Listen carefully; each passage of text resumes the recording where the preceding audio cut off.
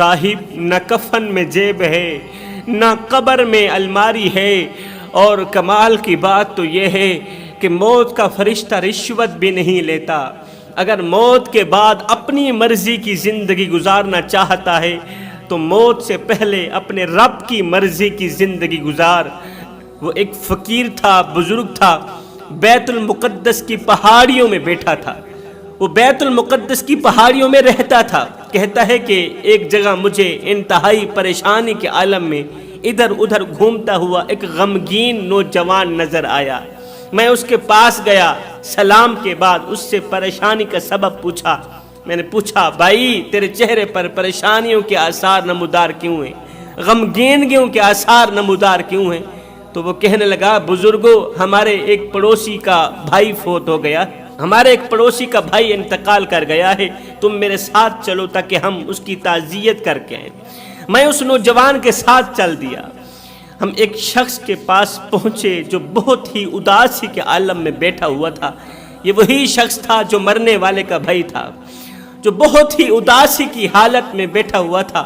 ہم نے اسے صبر کی تلقین کی اور تسلی دینے لگے، کہا انا للہ و انا الیہ راجعون، لیکن اس نے ہماری باتیں نہ سنی۔ ہم جو کچھ بھی کہتے رہے اس نے نہ سنی۔ بے صبری کرتے ہوئے آہوزاری اور چیخو پکار کرنے لگا، رونے لگا۔ ہم نے اسے پیار اور محبت سے سمجھایا، اے اللہ کے بندے اس طرح بے صبری کا مظاہرہ نہ کر، اللہ تعالیٰ سے ڈر اور صبر سے کام لے۔ بے شک موت ہر کسی کو آنی ہے، جس نے بھی زندگی کا سفر شروع کیا ہے اس کی منزل اور انتہا قبر ہی ہے۔ موت ایک ایسا پل ہے جس سے ہر ایک کو گزرنا ہی ہوگا۔ کچھ گزر گئے اور کچھ گزر رہے ہیں اور کچھ گزرنے والے ہیں۔ ہماری یہ باتیں سن کر وہ شخص کہنے لگا، میرے بھائیو تم نے بالکل ٹھیک کہا ہے، ہر کسی نے موت کا ذائقہ چکھنا ہے، کل نفس ذائقۃ الموت، ہر کسی نے مر جانا ہے، موت کا ذائقہ چکھنا ہے۔ تم بالکل ٹھیک کہہ رہے ہو، تمہاری باتیں برحق ہیں، مگر میں اس لیے رو رہا ہوں کہ میرے بھائی کو قبر میں بڑی پریشانی کا سامنا ہے۔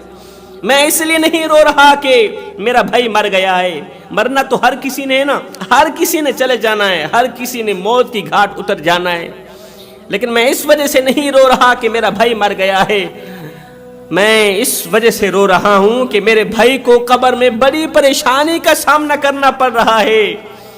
ہم نے اس کی بات سنی تو کہا سبحان اللہ، بھائی تمہیں کیسے پتہ چل گیا کہ تمہارا بھائی قبر میں رو رہا ہے، چیخو پکار کر رہا ہے، اس کو قبر کے اندر بڑی پریشانی کا سامنا کرنا پڑ رہا ہے، تو غیب کا علم جانتا ہے، تمہیں کیسے پتہ چل گیا کہ تمہارا بھائی عذاب قبر سے دوچار ہے؟ تو وہ شخص رو کر کہنے لگا، بھائیو میں اس ہولناک منظر کی وجہ سے پریشان ہوں جو میں نے خود اپنی آنکھوں سے دیکھا ہے، میں نے خود اپنی آنکھوں سے دیکھا ہے، میں اس وجہ سے بہت زیادہ پریشان ہوں۔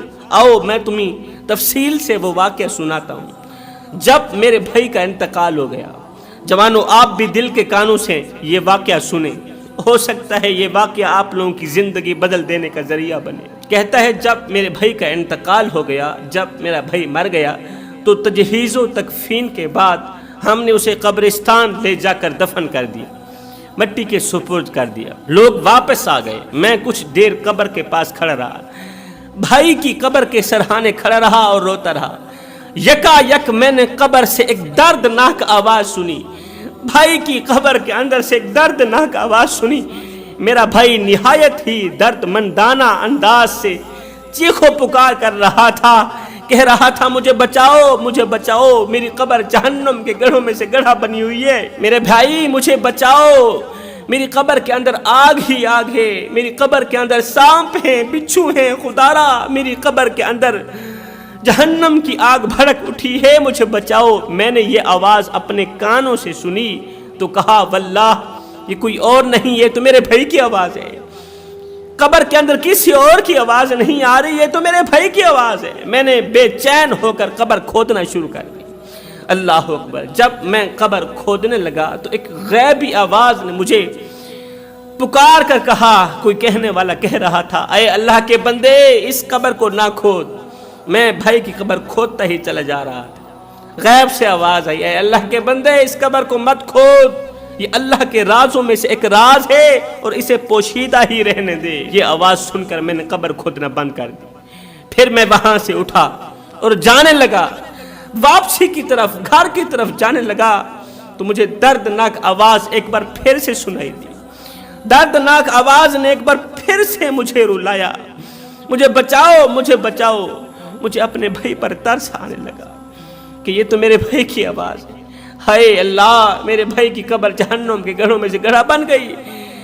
آخر میرے بھائی کو کون سی ایسی تکلیف درپیش آئی ہے کہ میرا بھائی اونچی اونچی آواز میں کہہ رہا ہے مجھے بچاؤ، مجھے بچاؤ، کہیں میرا بھائی زندہ تو نہیں ہو گیا۔ مجھے اپنے بھائی پر ترس آنے لگا، میں نے دوبارہ قبر کھودنا شروع کر دی۔ ابھی میں نے تھوڑی سی مٹی ہٹائی ہوگی کہ پھر سے وہی غیبی آواز سنائی دی، اے بندے اللہ کے رازوں کو نہ کھول، قبر کھودنے سے باز آ جا، یہی تیرے حق میں بہتر ہے۔ غیبی آواز سن کر میں نے دوبارہ قبر بند کر دی اور وہاں سے گھر کی طرف جانے لگا تو پھر سے بڑی دردناک آواز میرے کانوں میں گونجی۔ میرے بھائی نے مجھے پکارا، بھائی کہاں جا رہا ہے، مجھے بچا لے، مجھے بچا لے۔ اس مرتبہ میں نے قبر کھودنا شروع کر دی۔ جیسے ہی میں نے قبر سے سل ہٹائی، اینٹ ہٹائی، تو قبر کے اندرونی منظر کو دیکھ کر میں بے ہوش ہو گیا، میرے ہوش اڑ گئے، بے ہوش ہو گیا۔ قبر کا اندرونی منظر دیکھ کر، دردناک منظر دیکھ کر میں بے ہوش ہو گیا۔ کیوں بے ہوش ہوا، کیوں میرے ہوش اڑے؟ اس لیے کہ اندر خوفناک منظر تھا۔ ابھی ابھی ہم نے جس بھائی کو دفنایا تھا، ابھی تھوڑی دیر پہلے ہم نے جس بھائی کو مٹی کے سپرد کیا تھا، اس کا سارا جسم آگ کی زنجیروں میں جکڑا ہوا تھا۔ ایک ہی پل کے اندر یہ کیا ہو گیا، بھائی کا سارا جسم آگ کی زنجیروں میں جکڑا ہوا تھا اور اس کی قبر آگ سے بھری ہوئی تھی۔ جب میں نے اپنے بھائی کو اس حالت میں دیکھا تو مجھ سے رہا نہ گیا۔ میں نے اسے زنجیروں سے آزاد کرانے کے لیے اپنے ہاتھ اس کی گردن میں بندھی ہوئی زنجیروں کی طرف بڑھائے۔ بھائی کو زنجیروں سے آزاد کرانے کے لیے اپنا ہاتھ اس کی گردن میں بندھی ہوئی زنجیر کی طرف بڑھایا۔ جیسے ہی زنجیر کی طرف بڑھایا، جیسے ہی میرا ہاتھ زنجیر کو لگا تو میرے ہاتھ کی انگلیاں جل گئیں۔ جیسے ہی میرا ہاتھ زنجیر کو لگا تو میرے ہاتھ کی انگلیاں جل گئیں، ہاتھ سے جدا ہو گئیں، جل کر ہاتھ سے جدا ہو گئی۔ مجھے بہت زیادہ تکلیف محسوس ہونے لگی۔ میں نے جیسے تیسے قبر کو بند کیا۔ اتنی تکلیف ہوئی کہ اس سے پہلے مجھے تکلیف نہیں ہوئی تھی۔ میں نے فوراً ہی قبر کو بند کر دیا تھا۔ یہ تو اللہ کے رازوں میں سے ایک راز تھا، اور وہاں سے بھاگتا ہوا نظر آیا، بھاگتا ہوا گھر گیا۔ اللہ اکبر! یہ کہانی سنانے کے بعد اس شخص نے کہا، دیکھو میرے ہاتھ کی انگلیاں، دیکھو میرے ہاتھ کی انگلیاں بالکل جلی ہوئی ہیں، میرے ہاتھ کی انگلیاں کٹی ہوئی ہیں اور ابھی تک مجھے شدید درد ہو رہا ہے۔ اتنا کہنے کے بعد اس نے چادر سے اپنا ہاتھ نکالا تو واقعی اس کی 4 انگلیاں کٹی ہوئی تھی، 4 انگلیاں ہاتھوں سے غائب تھی اور ہاتھ پر زخم کا عجیب و غریب نشان موجود تھا۔ یہ بزرگ کہتا ہے کہ ہم نے اس کی درد بھری کہانی سننے کے بعد، روداد سننے کے بعد، اس کے بھائی کے قبر کے اندر کا عذاب سننے کے بعد ہم نے پوچھا، بھائی بتا تو صحیح، تیرا وہ جو بھائی جس کی قبر کے اندر عذاب ہی عذاب تھا، جس کی قبر جہنم کے گڑھوں میں سے گڑھا بنی ہوئی تھی، بتا تو صحیح وہ دنیا میں کون سے ایسے کام کرتا تھا، کون سے ایسے گناہ کرتا تھا کہ ان گناہوں نے تیرے بھائی کی قبر کو جہنم کے گڑھوں میں سے گڑھا بنا دیا؟ تو اس شخص نے کہا، جس کی چاروں انگلیاں کٹی ہوئی تھیں، اس شخص نے کہا، بھائی میرا بھائی 3 گناہ بڑے شوق سے کرتا تھا اور مجھے لگتا ہے انہی 3 گناہوں کی وجہ سے میرے بھائی کی قبر جہنم کے گڑھوں میں سے گڑھا بن گئی۔ جہنم کی تمام کھڑکیاں میرے بھائی کی قبر کی طرف کھول دی گئی۔ پہلا گناہ تو یہ تھا کہ میرے بھائی کے پاس مال بھی تھا، پیسہ بھی تھا، دولت بھی تھی، اللہ تعالیٰ نے ہر ایک چیز سے نوازا تھا، اللہ نے ہر ایک نعمت سے نوازا تھا، مال کے ہونے کے باوجود بھی، پیسے کے ہونے کے باوجود بھی دروازے پر آئے کسی بھوکے کو کھانا نہیں کھلاتا تھا، اللہ کسی پیاسے کو پانی نہیں پلاتا تھا، غریبوں کی مدد نہیں کرتا تھا، اللہ اکبر، بھوکوں کھانا نہ کھلانے والا عمل، پیاسوں کو پانی نہ پلانے والے عمل نے قبر کو کالی کر دیا، قبر کے اندر بچھو چھوڑ دیے، قبر کے اندر آگ بھڑکا کے رکھ دی، قبر کو جہنم کے گڑھوں میں سے گڑھا بنا دیا۔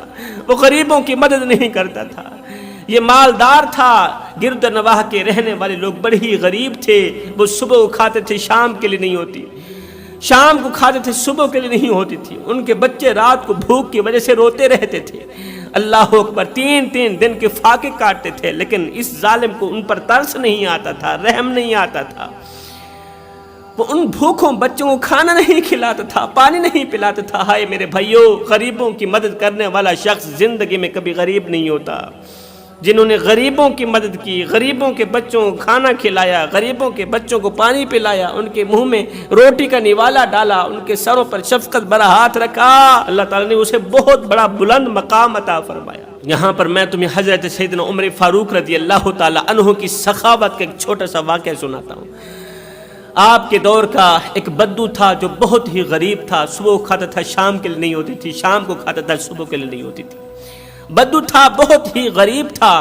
اللہ اکبر، اس کی بیوی حاملہ تھی، بچے کی پیدائش کا وقت قریب تھا۔ آپ جانتے ہیں جس گھر میں بچے کی پیدائش کا وقت قریب ہو تو وہاں روپے کی اشد ضرورت ہوتی ہے، وہاں پیسوں کی اشد ضرورت ہوتی ہے۔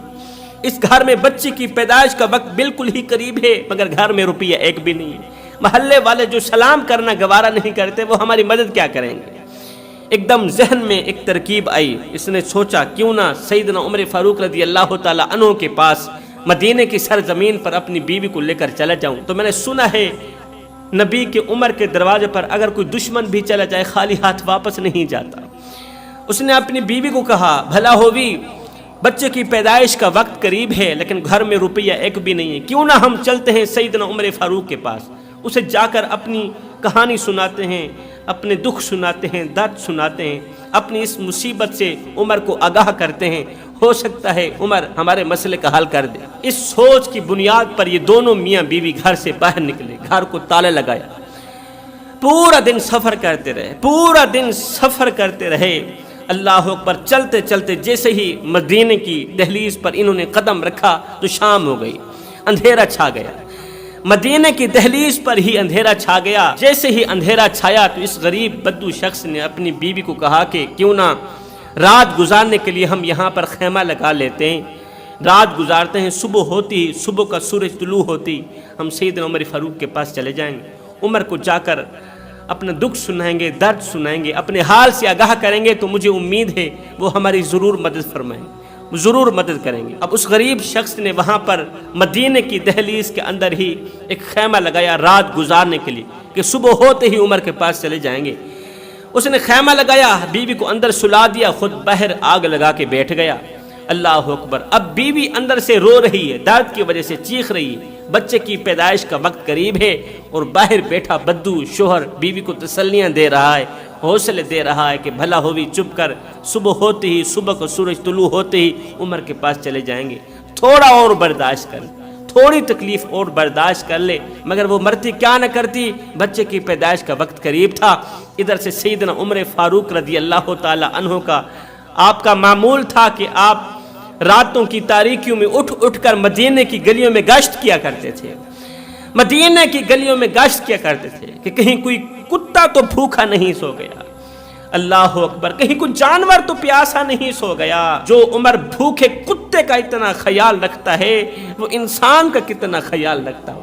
مدینے کی گلیوں میں گشت فرما ہی رہے تھے کہ آپ کی اچانک نظر اسی طرف گئی جس طرف اس بدو نے خیمہ لگایا ہوا تھا اور باہر آگ جلائی ہوئی تھی۔ آپ نے دیکھا کہ دور آگ جل رہی ہے اور ساتھ میں خیمہ لگا ہوا ہے۔ سیدنا عمر فاروق رضی اللہ تعالی عنہ گلی سے نکلے، سیدھا اسی خیمے کی طرف، اسی آگ کی طرف گئے۔ اللہ اکبر، پوچھا بھائی تو کون ہے؟ اس نے کہا جا، پہلے تو میری بیوی درد کی وجہ سے رو رہی ہے، چیخ رہی ہے، اوپر سے تو بھی آ گیا ہے مجھے پریشان کرنے کے لیے۔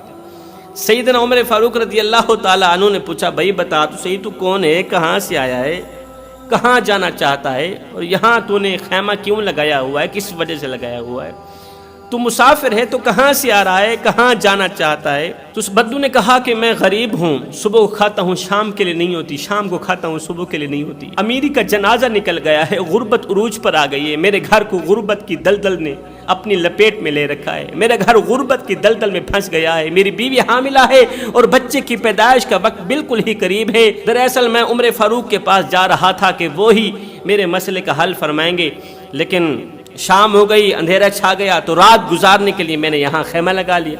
کوئی بات نہیں, صبح کا سورج طلوع ہوتے ہی میں عمر کے پاس چلا جاؤں گا, اور عمر فاروق مجھے پکا یقین ہے کہ وہ میرے اس مسئلے کا ضرور حل کریں گے.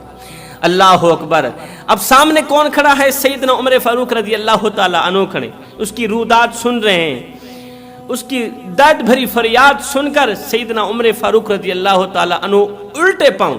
جب آپ نے پوچھا نا کہ یہ خیمے کے اندر کون رو رہی ہے, کون چیخ رہی ہے, تو اس نے کہا یہ میری بیوی ہے, بچے کی پیدائش کا وقت قریب ہے, کوئی بات نہیں, ابھی صبح کا سورج طلوع ہونے والا ہے.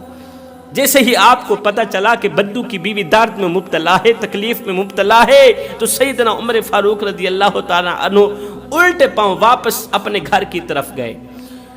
بھاگتے ہوئے دوڑتے ہوئے گھر کی دہلیز پر قدم رکھا, زوجہ محترمہ کو اٹھایا کہ اگر تمہیں نیکیاں مل رہی ہوں, رات کے دوسرے پہر اگر تجھے نیکیاں مل رہی ہوں تو لینا چاہو گی؟ اس نے کہا حضور کیوں نہیں لینا چاہو گی؟ آپ نے فرمایا پھر اٹھ, میرے یار کی بیوی درد میں مبتلا ہے, بدو کی بیوی درد میں مبتلا ہے, میرے غریب دوست کی بیوی درد میں مبتلا ہے, اٹھ چلتے ہیں اس کی تکلیف دور کریں, اس کی مدد کرتے ہیں, اس کی ہیلپ کرتے ہیں. اب زوجہ محترمہ نے دائیوں والا جو سامان ہوتا ہے وہ اٹھایا, ساتھ میں کہا حضرت آپ پھر لکڑیاں اٹھائیں, سر پر رکھیں, چلتے ہیں تیرے دوست کی بیوی کی مدد کرتے ہیں. سیدنا عمر فاروق رضی اللہ تعالی عنہ نے لکڑیاں اٹھائیں, اپنے کندھے پر رکھی. 24 لاکھ مربع میل کا شہنشاہ ہے, ایک غریب کی مدد کرنے کے لیے, 2% کا غریب ہے, اس کی مدد کرنے کے لیے, اس کی تکلیف دور کرنے کے لیے, اس کی پریشانی دور کرنے کے لیے 24 لاکھ مربع میل کی شہنشاہ نے اپنے کندھے پر لکڑیاں اٹھائی, زوجہ محترمہ کے ساتھ خیمے کی طرف جا رہے ہیں. جیسے ہی خیمے کے قریب گئے تو زوجہ محترمہ نے سیدھا خیمے کے اندر جا کر دائیوں والا کام شروع کر دیا, کیونکہ بچے کی پیدائش کا وقت بالکل ہی قریب تھا.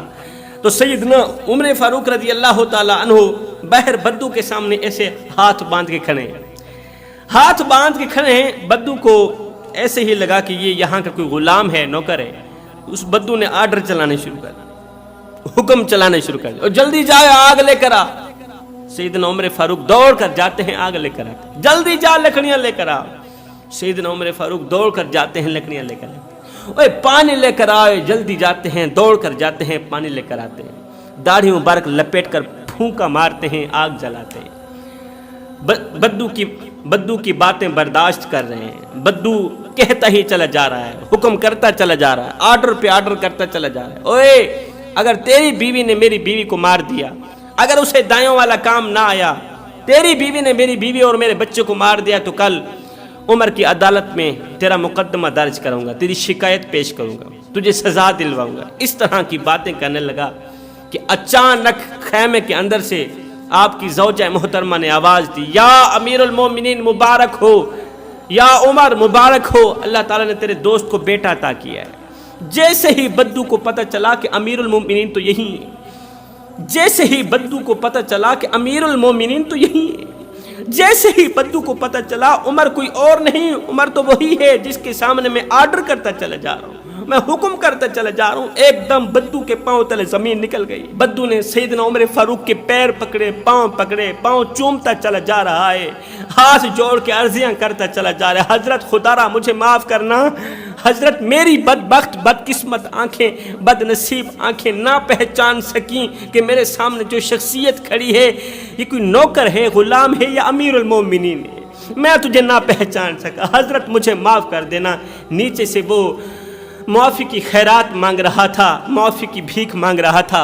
اوپر سے حضرت سیدنا عمر فاروق رضی اللہ تعالی عنہ نے دونوں ہاتھوں سے اسے اٹھایا, اپنے سینے سے لگایا, رو کر کہنے لگا, او بدو تجھے پتہ نہیں ہے تو کہاں آیا ہے, اور یہ میرے محمد کا شہر ہے, اور یہ میرے محمد کا شہر ہے, یہ مدینۃ المنورہ ہے, اور نادان تجھے نہیں پتا, یہاں امیروں کے نہیں, یہاں تو غریبوں کے استقبال ہوتے ہیں.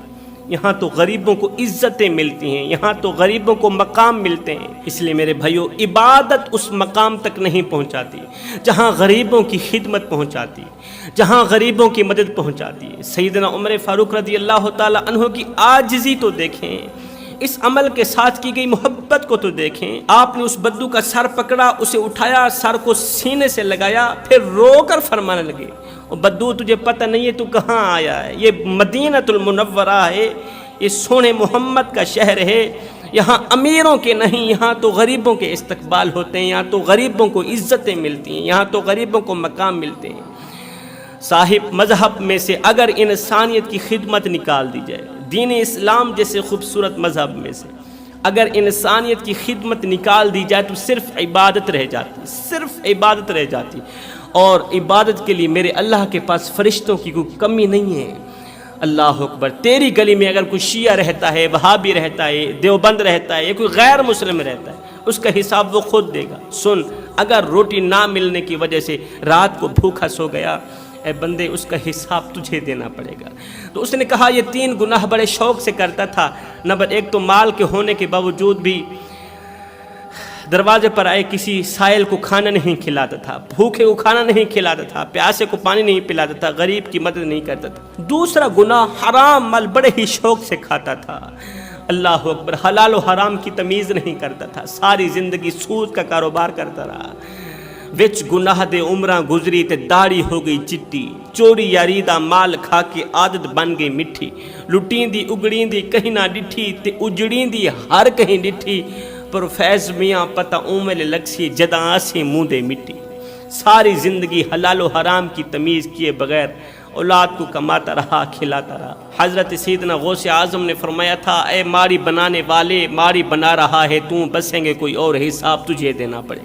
تیسرا گناہ جو بڑے شوق سے کرتا تھا، باتوں باتوں پر چغلی کرتا تھا، غیبت کرتا تھا، وہاں کی سن کر یہاں لگاتا، یہاں کی سن کر وہاں لگاتا، پھر دونوں پارٹیوں کو آپس میں لڑا کر بڑا ہی خوش ہوتا تھا، لطف اندوز ہوتا تھا۔ یہ 3 کام بڑے ہی شوق سے کرتا تھا۔ جوانوں، میں دعا کرتا ہوں اللہ ہمیں ان 3 گناہوں سے جلد توبہ کرنے کی توفیق عطا فرما۔ آمین ثم آمین، وما علینا الا البلاغ المبین۔